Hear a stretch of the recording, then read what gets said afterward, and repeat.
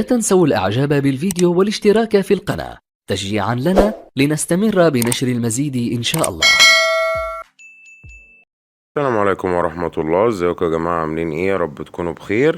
موضوعنا النهاردة عن تنظيف بوابة الهواء لأغلب السيارات الكورية من كيا وهيونداي، وكلهم بقى سواء المواتير الام بي اي او الجي دي اي، لأن كل المواتير دي شبه بعض والبوابات بتاعتها شبه بعض، وخاصة الموديلات الحديثة بتاعتها بواباتها كلها كهرباء اللي هي الثروتل بادي. وحتى لو عربيتك من نفس الماركات دي وموديلها قديم والبوابة بتاعتها واير، بتبقى اسهل لانها بتتنضف بنفس الطريقة وما بتحتاجش ان انت تعمل لها تكويد.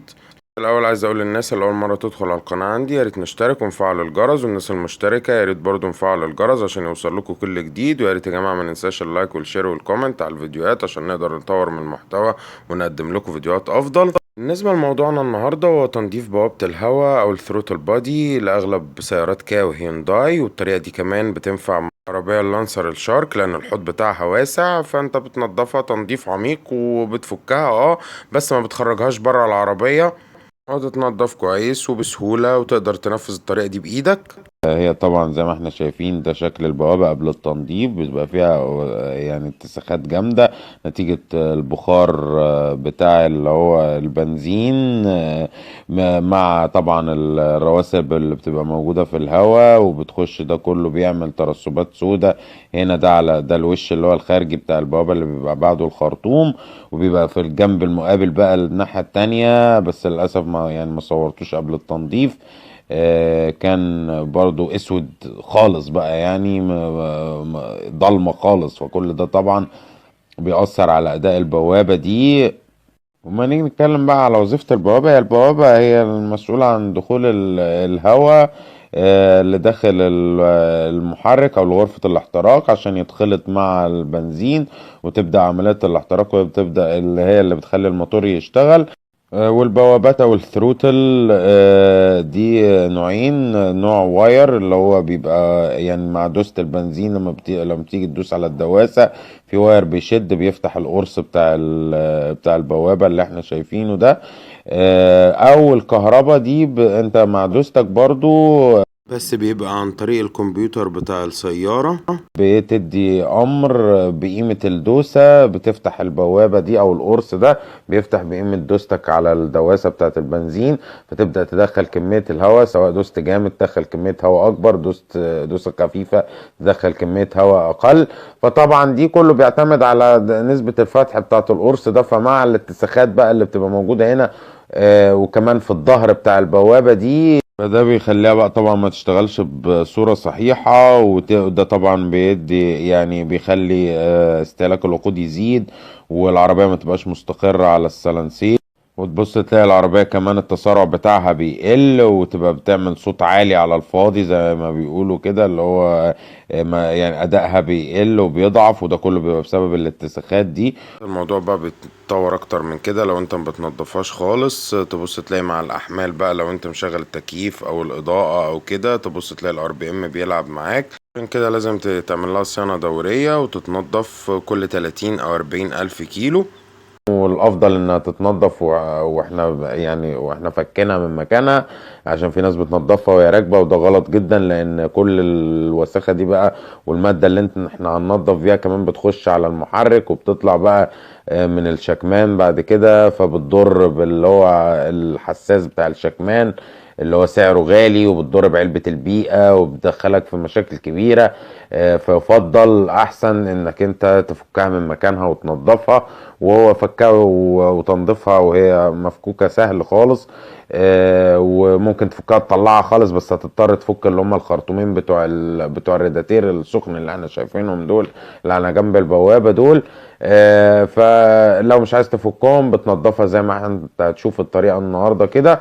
انا جايب لكم طريقة بسيطة وسهلة ومش مكلفة لتنظيف البوابة دي وفعالة. زي ما قلت لكم يفضل انها تتنضف كل 30 او 40 الف كيلو كصيانة دورية. كده تحافظ على اداء موتورك كويس، ومع تغيير طبعا البوجيهات والصيانه الدوريه يفضل اداء عربيتك كويس ومنتظم، واستهلاك الوقود ما بيعلاش، وهنقول كمان في بقى الايدل ليرن او اللي هو التكويد بتاع البوابه دي، تكويد يدوي او تكويد انت اللي بتعمله عشان البوابه ترجع تعمل قراءتها. وده طبعا في البوابات الكهرباء. البوابات الواير ما فيهاش تكويد ولا اي حاجه، سهله عن طريق الواير بيتظبط وخلاص وبيركب ما فيهوش اي مشاكل. هنا البوابه زي ما احنا شايفين ليها 4 مسامير بيتفكوا، هم دول اللي هنفكهم عشان نخرج البوابة من مكانها وهننضفها وهي في مطرحها كده، بس نبقى طبعا بعدناها عن الزور اللي بيدخل الهواء لجوه الموتور. هي دي زي ما قلت لكم بتنفع مع اغلب سيارات كيا وهيونداي، وبتنفع مع اللانسر الشارك كمان عشان حوضهم واسع. دول الخرطومين بتوع السخن، بتاع سخن البوابة اللي بيبقوا داخلين في قليها عشان خاطر طبعا يسخنوها في اوقات البرد. ودول لهم موضوع تاني برضه هنتكلم عليه بعد كده، عشان في ناس بتقول نلغيها وفي ناس بتقول نسيبها. طبعا قبل ما نبدأ لازم نفك الكابل الارضي زي ما احنا شايفين، نفك الكابل البطارية الارضي علشان احنا هنفك فيشة البوابة عشان الكمبيوتر بتاع العربية ما يحسش بأي تغيير ويسجل أي أعطال، وده بيبقى أأمن دايما. طالما هتفك أي فيشة في العربية سواء بتاعت حساسة أو بوابة أو كده، تفصل الكابل الأرضي قبل ما تفك أي فيشة، وهترجع تركبه تاني بعد ما تخلص شغلك وتركب الفيش. ونبدأ بقى نشتغل في البوابة بتاعتنا. والبوابة طبعا بتبقى جاية من بعد علبة الفلتر بتاع الهواء في كل العربيات ايا كان نوعها. بعد كده بقى عشان نوسع لنفسنا المكان بنفك اللي هو الغطا بتاع علبة الهواء، ولو الخرطوم بتاعها عامل لك عائق برضو بتفكه، بتاع اللي هو بتاع العمة زي ما بيسموها. وبعد كده بنفك الفيشة بتاعت البوابة زي ما احنا شايفين اهو، بعد ما فكنا طبعا الكابل بتاع الارضي قبلها. وبعد كده بنبدأ بقى نفك ال4 مسامير بتوع البوابة وبنفصلها عن الزور بتاعها. وفي جوان كده بين جسم البوابة والزور، ده لازم نحافظ عليه عشان ما يتحركش من مكانه عشان او يتقطع او اي حاجة لا قدر الله. وده الكاربراتير كلينر اللي هنستعمله في التنظيف، هو مخصص لتنظيفها. بفضل انك تستعمل بقى في المسح يا اما حتة قماش قطن او مناديل من بتاعة المطبخ اللي هي التقيلة. زي ما احنا شايفين كده نبدأ. يعني يفضل ان انت تبدأ بالجزء الخلفي عشان ده اللي بيبقى عليه الوساخة الاكتر او اللي هو الترسبات اكتر. بنبدأ بقى نرش من تحت لفوق، ونحاول نبعد عن اللي هو في خرام كده جوه، دي اللي هي اماكن اللي بتدخل على اماكن التروس اللي هي اللي بتحرك القرص بتاع البوابه. نحاول نبعد عنها على قد ما نقدر، بالذات باللي هو المنظف ده عشان هو حامي شويه وهم بيبقى فيهم شحم اللي بيخليهم يتحركوا بسهوله. فنحاول نبعد عنهم على قد ما نقدر، نبقى يعني نستخدمه على اللي هم الطرفين بتوع القرص وعلى المكان المتحرك فقط، وعلى الاتساخات نملاها ونبدأ بقى نمسح سواء بمناديل او اي حاجة تكون طبعا ما بتسيبش وبر، ونبدأ نمسح زي ما انتم شايفين كده. او نعملها مثلا بفرشة ناعمة، بس انعم فرشة موجودة بحيث ان احنا البوابة دي ما تتخربش لان هي حساسة جدا، ولما بتتخربش بتبوظ يعني. فياريت ان احنا اما مناديل زي ما انا بعمل كده زي ما انتم شايفين، او قطعة قماش قطن تكون ما فيهاش وبر خالص. وهي اصلا المادة دي يعني بتفكك الاتساخات دي والكربون المتراكم ده، ولكن لازم تتمسح كويس سواء بالفرشة او بالمنديل. وشفتوا المناديل طالع عليها سواد قد ايه منها. ونخلص الجزء الداخلي، بعد كده ننتقل للجزء الخارجي. ده طبعا بعد ما نكون احنا زي ما قلت لكم فكينا البوابه وحررناها وهي في مكانها، بدل ما نطلعها بره. في ناس بتفضل تطلعها بره، بس هتضطر بعد كده هتضطر انك تفك الخرطومين اللي هم بتوع الريداتير وترجعهم بعد كده تاني، والميه تنقص وتبدا تزودها. وبعدين في عربيات بتبقى دورتها مقفوله، دوره ميتها مقفوله، فبتبقى مشكله بقى انك تفك وتبدا تعوض الميه اللي نقصت والكلام ده.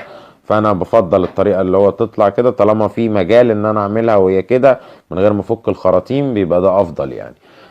وتبدا بقى تنظف وتحركها وتنظف اللي هو من عند القرص من فوق وعند القرص من تحت، القرص المتحرك ده طبعا عن طريق المناديل او قطعة القماش اللي بتستعملها، وتخلص جوه. بعد كده تطلع على الجزء الخارجي برضو تنضفه لحد ما تتأكد ان هو نضف خالص وتشالت كل الاتساخات والاسود اللي موجود عليه، وتبدأ تشوف لمعة المعدن فيه وتبقى ظاهرة. وهوريه لكم طبعا بعد التنظيف وما يخلص. هنا كنت بعمل الجزء الخارجي اللي هو اللي بيبقى راكب عليه الخرطوم بتاع عمة الهواء، لازم تتنضف كويس وعشان تشيل كل الشوائب اللي فيها والترسبات وكده، لانك طالما فكتها خلاص لازم تنضفها تنظيف عميق لحد ما تشوف بقى لمعة المعدن زي ما قلتلك. وبعد كده هتبدأ تجففها كويس، تتأكد ان مفيش اي اثر اللي هي المادة الحامية بتاعت الكربوراتير كلينر. وبعد كده في خطوة تانية برضو هقولكوا عليها، ناس بتعملها وناس لأ. بتجيب WD-40 أو أي مادة ملينة أو اللي هو زي منع الصدى، عشان بيبقى فيه مادة زيتية، وبتحط منها نقط بسيطة خالص عند طرف القرص كده عشان يلين حركته. وبتمسحها كويس برضو، بتخلي فيها بس نسبة بسيطة منه. وهنا ده الزور الداخلي، اهم حاجه زي ما قلت لك تخلي بالك من الجوان اللي انت شايفه ده ما يتقطعش وما يتحركش من مكانه، وتبل المنديل بكربوراتير كلينر، وتمسح بس على اللي هو الطرف بتاع الزور الداخلي ده على قد ما تقدر بالمنديل كده، وتجففه كويس برضو. وبعد كده زي ما انتوا شايفين واضح الفرق اهو، ده الوش الخارجي بتاع البوابة بقى نضيف ولمعة المعدن باينة ورجعت كأنها جديدة. واوريكم كمان ده الوش الداخلي اهو برضو رجع كأنه جديد، وتنضف تنظيف عميق ومن غير ما نطلع البوابة خالص برا العربية. وبرضو لو حابب ان انت تفك اللي هو الخراطيم بتاعت السخنة بتاعتها وتطلعها برا براحتك يعني، او تعملها بقى عند فني ان هو يكون افضل منك في تنظيفها. مش كل الناس بتحب تعمل الحاجات دي بايدها يعني.